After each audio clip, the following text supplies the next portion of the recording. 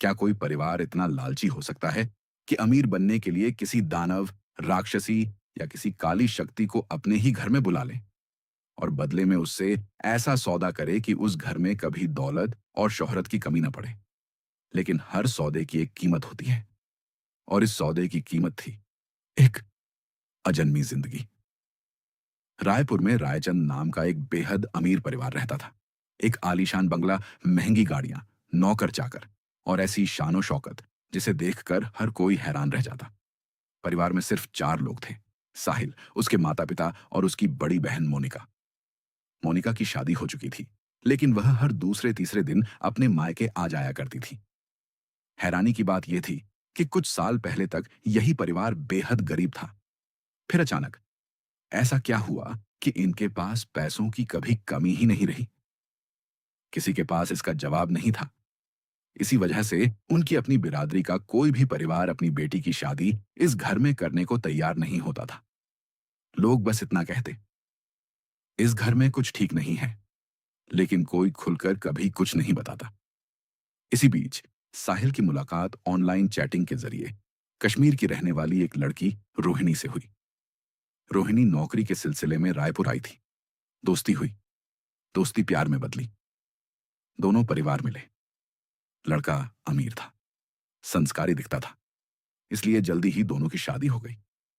शादी के बाद रोहिणी ने महसूस किया कि इस घर के सभी लोग एक दूसरे के साथ हंसते बोलते थे, सिवाय उसके ससुर के। वे हमेशा चिड़चिड़े रहते, घर के किसी सदस्य से ठीक से बात तक नहीं करते। लेकिन रोहिणी के साथ उनका व्यवहार बिल्कुल अलग था। वह उसे हमेशा मुस्कुराकर बेटी कहकर बुलाते, जैसे उसे देखकर उन्हें कोई सुकून मिलता हो। कुछ महीनों बाद रोहिणी ने खुशखबरी दी। वह पहली बार मां बनने वाली थी। पूरा घर खुशी से झूम उठा। अगले ही दिन मोनिका भी आई। अपने साथ वह रोहिणी के लिए एक बेहद महंगा परफ्यूम लाई। लेकिन उसने एक अजीब बात कही, भाभी, ये मैंने अपने लिए खरीदा था, लेकिन बस 1-2 बार इस्तेमाल किया है। मुझे इसकी खुशबू पसंद नहीं आई। आप रख लो। रोहिणी ने हंसते हुए परफ्यूम ले लिया। मोनिका ने जिद की, अभी लगाकर देखो ना। रोहिणी ने जैसे ही वह परफ्यूम लगाया, उसकी खुशबू इतनी मोहक थी कि उसने तुरंत कहा, दीदी, ये तो बहुत अच्छा है। लेकिन अगले ही दिन सुबह रोहिणी के पेट में असहनीय दर्द शुरू हो गया। उसे अस्पताल ले जाया गया, जहां डॉक्टर ने सिर्फ एक ही बात कही, हमें अफसोस है, आपका मिसकैरेज हो गया। रोहिणी पूरी तरह टूट गई। खबर मिलते ही मोनिका फिर घर पहुंची। उसने रोती हुई रोहिणी को गले लगाया, फिर अपने बैग से पानी की बोतल निकाली और कहा, भाभी, थोड़ा पानी पी लीजिए। रोहिणी ने बिना कुछ सोचे वह पानी पी लिया। धीरे धीरे वह शांत हो गई। उस समय किसी ने उस छोटी सी बात पर ध्यान नहीं दिया। समय बीतता गया। कुछ महीनों बाद रोहिणी फिर गर्भवती हुई, लेकिन कुछ ही दिनों में फिर मिसकैरेज। फिर तीसरी बार, फिर चौथी बार, फिर पांचवी बार। 3 सालों में 5 बार उसका बच्चा उससे छिन गया। डॉक्टर हर बार अलग अलग मेडिकल कारण बताते, लेकिन कोई भी असली वजह नहीं समझ पाया। इसी बीच रोहिणी ने एक और अजीब बात नोटिस की। साहिल का बिजनेस उतना बड़ा नहीं था, फिर भी हर कुछ महीनों में नई लग्जरी कार, नई प्रॉपर्टी, नई जमीन, पैसा जैसे लगातार बरस रहा था। और दूसरी तरफ उसके ससुर पहले से भी ज्यादा बेचैन और चिड़चिड़े होते जा रहे थे। वे अक्सर रोहिणी को मासूम नजरों से देखते, मानो कुछ कहना चाहते हों, लेकिन कह नहीं पाते। एक दिन रोहिणी फिर गर्भवती हुई, लेकिन इस बार उसने फैसला किया, वह किसी को कुछ नहीं बताएगी। 3 महीने तक उसने अपनी प्रेगनेंसी सबसे छुपा कर रखी।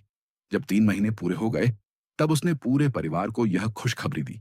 लेकिन जो हुआ, उसने रोहिणी को अंदर तक हिला दिया। खुश होने की बजाय साहिल गुस्से से चिल्ला उठा, इतनी बड़ी बात तुमने हमसे छुपाई कैसे? क्या हम तुम्हारा परिवार नहीं है?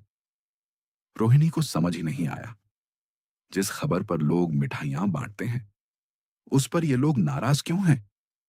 तभी उसकी सास ने इशारे से साहिल को शांत कराया और अगले ही पल सभी ऐसे खुश होने लगे, जैसे अभी अभी कुछ हुआ ही ना हो। कुछ महीनों बाद रोहिणी ने एक स्वस्थ बच्ची को जन्म दिया। पूरा घर खुशी मनाने लगा। रोहिणी को लगा शायद अब सब ठीक हो गया। लेकिन कुछ समय बाद वह फिर गर्भवती हुई और इस बार 2-3 दिन के भीतर फिर मिसकैरेज। उस रात घर के एक कमरे से जोर जोर से चिल्लाने की आवाजें आ रही थीं। रोहिणी चुपचाप दरवाजे के बाहर जाकर खड़ी हो गई। अंदर उसके ससुर गुस्से में चिल्ला रहे थे, बस करो तुम लोग इतने भूखे, इतने पापी कैसे हो सकते हो? अब मैं ये सब और नहीं होने दूंगा। अब किसी के साथ और नाइंसाफी नहीं होगी। इतना कहकर वे कमरे से बाहर निकले और अपने कमरे में चले गए। लेकिन अगली ही सुबह खबर आई, उन्हें रात में हार्ट अटैक आया और उनकी मौत हो गई। रोहिणी पूरी तरह टूट चुकी थी, क्योंकि इस पूरे घर में अगर कोई सच में उससे प्यार करता था तो वही थे। समय फिर बीत गया। एक दिन रोहिणी को पता चला वह फिर से गर्भवती है, लेकिन इस बार उसने किसी को नहीं बताया, सिर्फ घर की पुरानी नौकरानी विमला को, क्योंकि दोनों में बहुत अच्छी बनती थी। एक दोपहर रोहिणी अपनी बेटी के साथ बाजार से लौटी। उसने देखा विमला बुरी तरह कांप रही थी, चेहरे का रंग उड़ चुका था। रोहिणी ने पूछा, क्या हुआ?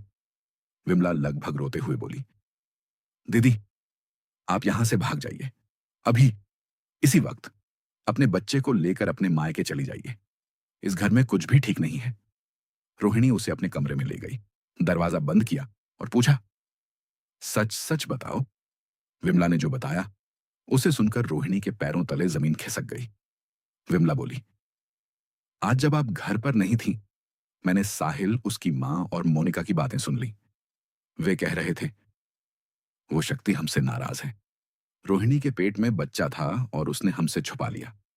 हम उसकी बलि नहीं दे पाए, इसलिए वो शक्ति क्रोधित हो गई। फिर साहिल की मां बोली, उसे शांत करने के लिए हमने तुम्हारे पापा की बलि दे दी। रोहिणी का पूरा शरीर सुन्न पड़ गया, लेकिन विमला अभी रुकी नहीं।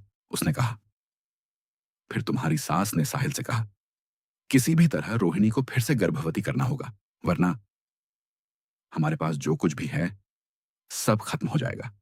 और तभी मोनिका बोली, भैया, मैं अपने काले जादू से जितना हो सके उस शक्ति को रोकने की कोशिश करूंगी, लेकिन ज्यादा दिन तक नहीं। बस यही रोहिणी को पिछले कई सालों की हर पहेली का जवाब मिल गया। उसे समझ आ गया कि उसकी पांचों मिसकैरेज कोई हादसा नहीं थी, वे एक एक करके दी गई बलियां थीं।